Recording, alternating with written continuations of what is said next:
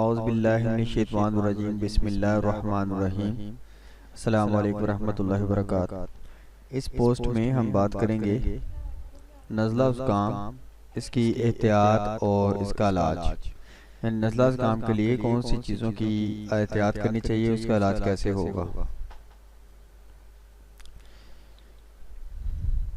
نزلہ زکام یا انفلوئنزا کے مریض کو مرض کی شدت میں تمام ٹھوس غذاؤں سے دور رہنا چاہیے۔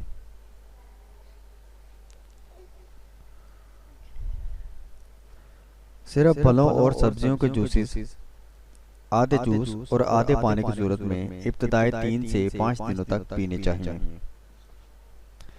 دنوں کی تعداد کا انحصار مرض کی شدت پر ہوتا ہے۔ جب بخار اتر جائے تو 2-3 دن تک صرف پھلوں پر مشتمل غذائیں لینی چاہیے۔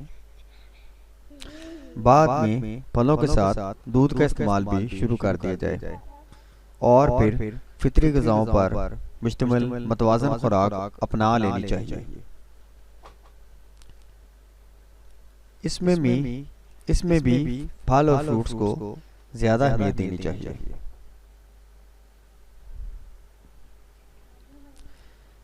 مریض کو ان چیزوں سے پرہیز کرنا چاہیے: مسالے اور اچار، تیز چائے اور کافی سے،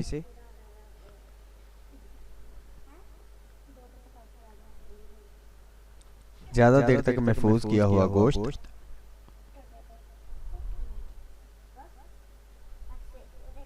زیادہ ابلا ہوا دودھ،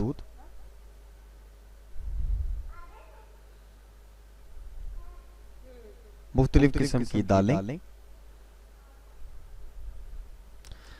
اور آلو، چاول، پنیر اور ڈبہ بند غذاؤں سے پرہیز کرنا چاہیے۔ تو اگر ان احتیاطوں کے ساتھ مریض کام لے گا تو ہر ممکن وہ انفلوئنزا یا فلو، نزلہ زکام سے اور مرض کی شدت سے بچ سکے گا۔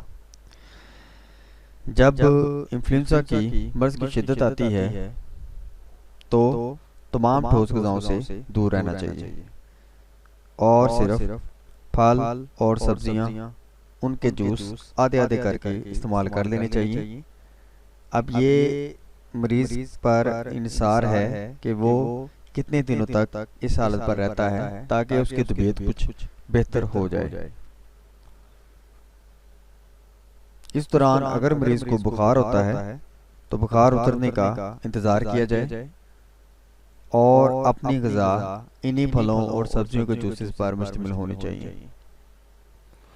اس طرح مریض جلد از جلد انفلوئنزا سے یا نزلہ زکام سے نجات حاصل کر سکتا ہے۔ اس کے علاوہ مریض کو مسالوں، اچار، شراب، تمباکو، تیز چائے اور کافی، محفوظ کیا ہوا گوشت، زیادہ ابلا ہوا دودھ، دالیں، آلو، چاول، پنیر اور ڈبہ بند غذاؤں سے پرہیز کرنا چاہیے۔ ہم اس کو کہہ سکتے ہیں کہ بیکری کی مصنوعات اور پروسیس کی ہوئی تمام چیزوں سے پرہیز کرنا چاہیے۔ تو اس غذائی احتیاط کے ساتھ مریض انفلوئنزا یا وبائی نزلہ زکام سے جلدی نجات حاصل کر سکتا ہے۔ تو مزید ویڈیوز کے ساتھ gain take for I T کے ساتھ رہیے۔ ہمارے چینل کو سبسکرائب کریں اور ویڈیوز کو شیئر کریں۔ السلام علیکم ورحمۃ اللہ وبرکاتہ۔